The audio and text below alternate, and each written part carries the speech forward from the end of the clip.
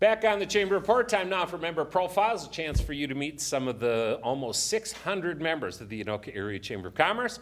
Got a familiar face back in the fold with a big event coming up, and I love this group and what they do for the region and the impact they have on people that need them so bad. With us is Joe McKenzie. He is back. He is one of the main players and main faces of a group called Cars for Neighbors. Joe, welcome back, man. Thank you, Pete. It's a pleasure to be here and honored to be a part of the rich history of the Anoka Area Chamber and to play a part going forward here in a little different way than I've been accustomed to in the last year. So we'll talk more about that. But bottom line, I'm honored to continue on with that tradition. You bet. And we are going to talk about Yes. that. And you know, spoiler alert, he is one of those 5 new board members that we talked about that will be jumping on board here this month with the planning meeting. And then, well, at that point, he's a voting member. Officially, I guess you'd say October 1st. But Joe's in. And we'll jump on that in a little bit because this isn't his first venture into giving and with some groups. And we're going to talk about that in a little bit. But first, we're going to talk about Cars for Neighbors. Love this group. Love everything about what they're doing. So, Joe, the question is, why is a nonprofit like Cars for Neighbors as essential today as when it was founded way back in 2020? Yep, 21 years ago. Unbelievable. Why it's so essential? Not a lot has changed with the landscape. Yeah. Public transportation is there, but it doesn't get you everywhere in Anoka County. We're a very unique nonprofit in that we serve Anoka County, and we have been from the start. But the founders saw the limitations, the obstacles for transportation to get to work, maintain work, to take care of our elders in our community, getting them to the appointments that they need, as well as the enrichment for their children. Of safe working vehicles, essential. It was in 2000 as an essential today in 2021, and it's particularly with the reopening of the economy, the opportunities that exist for people to move ahead in their career. The daily activity we have is to fix a car, but really the outcome is economic mobility, opportunity, and empowerment. Someone can make their own decisions and move accordingly through their lives and better themselves and advance. And that's the real takeaway here. That's what a repaired vehicle can do for someone. Right, because without it, you're hurting. And look at what we're talking about. I know with the state fair, they were talking about how many of the bus routes they had to pull for people. Brenda and I go every year and we take the bus. Well, not this year. We drove there, and it's because they did not have drivers to cover the hubs that they needed to, and they had to pull back. Well, that's not happening just for a big event like the state fair, but it's happening in buses all around the metro. They just can't get the drivers. But Joe, I never thought about that opportunity that comes with this pandemic, because and it's been a while since we had you on, and we talked about pandemic, and obviously a huge issue for people trying to work through that. But wow, this is an opportunity for some folks, but if you can't get there, you can't have the opportunity. Exactly, and not every job gave you the opportunity to do Zoom in or what have you. Many of the jobs that that are out there today are still physically, you still have to show up. I'm the father of 3 19-year-olds. Yeah. Okay, their part-time jobs required them to be physically on site, okay? They all needed transportation to get from point A to B and to get to work and to move on their career. That story plays out over and over and over. So if the pandemic, not everybody Zoomed in or had virtual meetings or called in. Many people still require a vehicle to get to work, and that's why it was essential today as in 2000, and now with the reopening of the economy and the opportunities that exist in our workforce. That's what those are the outcomes we strive for every day, is safe working vehicle to move people of all ages forward in their lives, in their careers. So talk me through the impact that a vehicle repair could have on a family in Anoka County. Well, think about an $800 car repair. What if you had to fix that car and you had to go without certain groceries or medications or something else that's requiring those dollars? Being able to help a low to moderately low income resident of Anoka County with that car repair, we've set them forward that they can cover some of those areas, as well as keep them in a safe working vehicle to maintain employment or secure employment. That's why it's so important. We take that that bill that comes across that no one plans for. No one plans for an $800 repair or $600. That's significant. Yeah.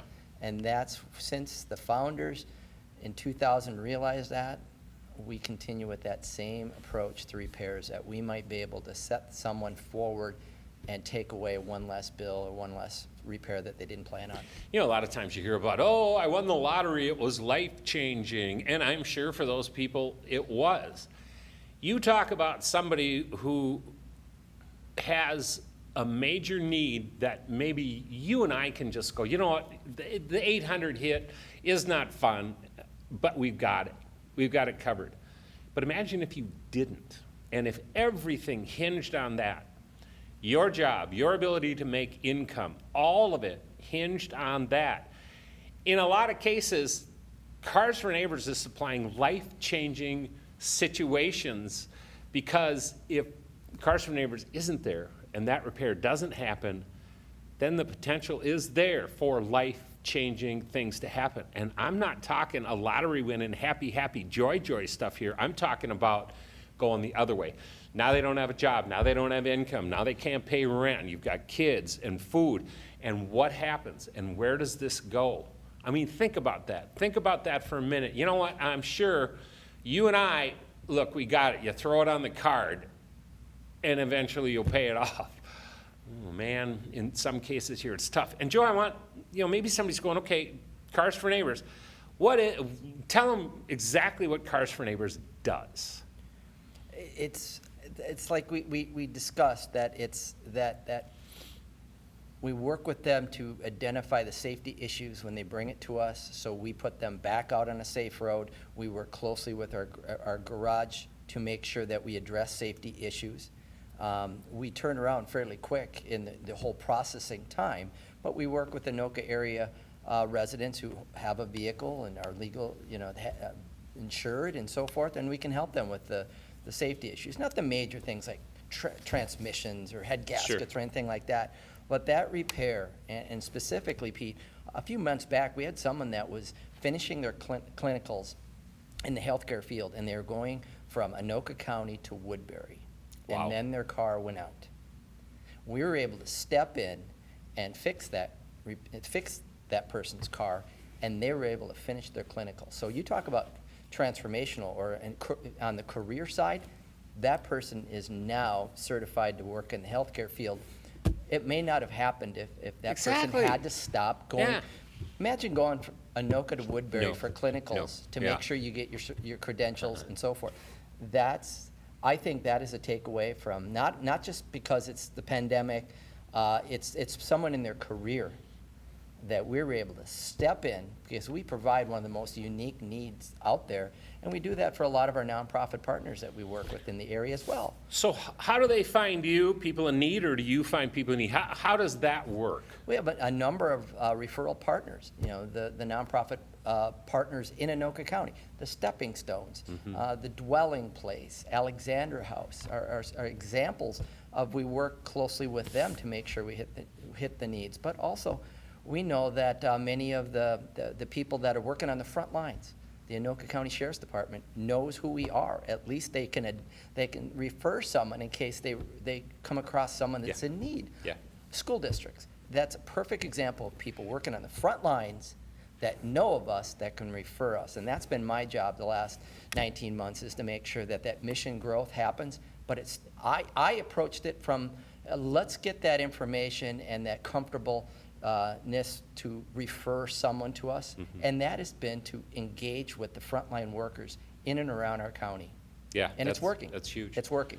All right, so obviously, there's just not a big old pile of cash that Cars for Neighbors has and you can just tap into as you need. Like any good nonprofit, and trust me, I know what I'm talking about, you gotta do some fundraising. Yes. And you've got an event coming up on September 21st. We do. Tuesday, September 21st at Brook Hall, which is adjacent to Blaine Brook in Blaine, just off 65 south of Maine. We will have Cruising into Carcino night, and this will be our, I believe it's our, a step back, it's our 4th year of holding this type of event. Funny money gaming, raffles, walking raffles, grand raffles.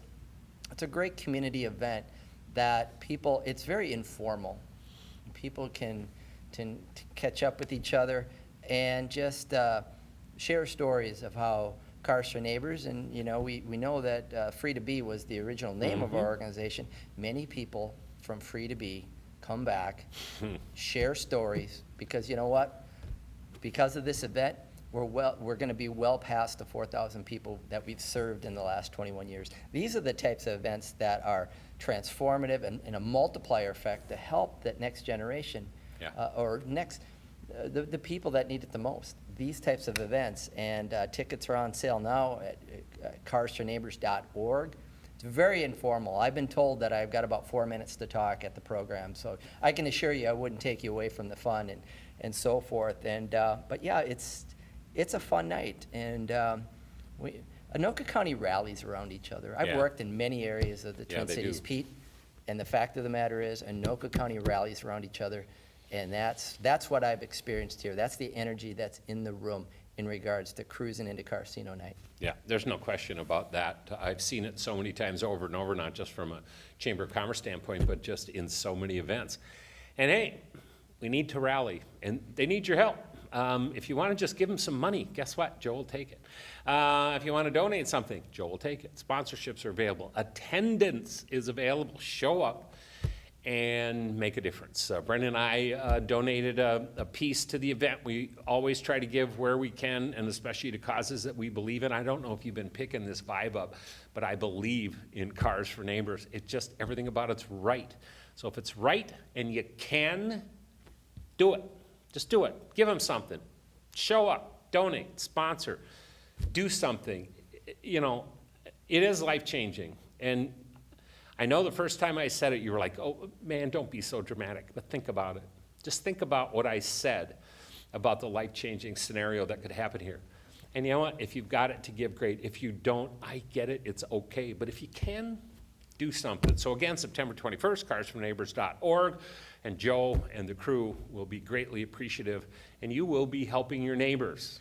Cars for Neighbors, okay? So do it and help them out. All right, I just quickly want to take this step away from that because you are going to be a member of the board of directors of the Anoka Area Chamber of Commerce. Cannot thank you enough. I reached out to you a while ago as we start searching. Usually in March, we throw it out to the membership and say, hey, who's interested? And we have 5 new people coming on. You will be meeting them over the next few months as we get them on the show. I want you to find out who these people are. But you have some servant leadership in your background and some really unique stuff. Why don't you tell them what you are involved with? Well, currently, I've been a 26-year resident of Anoka County, and I have been honored to be able to serve in Anoka County and outside of Anoka County because I believe that the well-rounded nature of being a servant leader is to be able to bring information or insights or some of the problem-solving areas that I've already been involved in. And so, I'm honored to be able to chair the KMOJ Radio Community Advisory Board, and I've been involved with them for 5 years. So here I'm able to work with others in the community to solve problems, to identify problems. How are we gonna approach that? I believe my work there, or as serving on the board of Cars for Neighbors prior to them naming me director, I can bring to the Anoka Area Chamber. I believe in the fact of cognitive diversity, which that means I solve problems differently than you, and I may solve problems differently than the next member, right? But together, allowed to collaborate, it's formidable, correct? Yeah. So in regards to problem solving, and how do we come out of this pandemic and support the business community in Anoka County, in the Anoka area, I'm honored to bring my own diversity of thinking to their board. I love to collaborate, but I also hope that I can add value at different areas. And I believe that's the servant leadership role that I'll play. Yeah. Is maybe, possibly a different way of going after attacking problems. I am so excited that you said yes and that you are going to be in play here because I know that you're going to be adding a tremendous amount to the board. And Joe, I cannot thank you enough. All right, September 21st. Look, if you're watching this before then, you can do something, do it. carsforneighbors.org. All right, we're taking a break. You're going to meet somebody from Oakwood Insurance Agency, and we're going to do it right after this.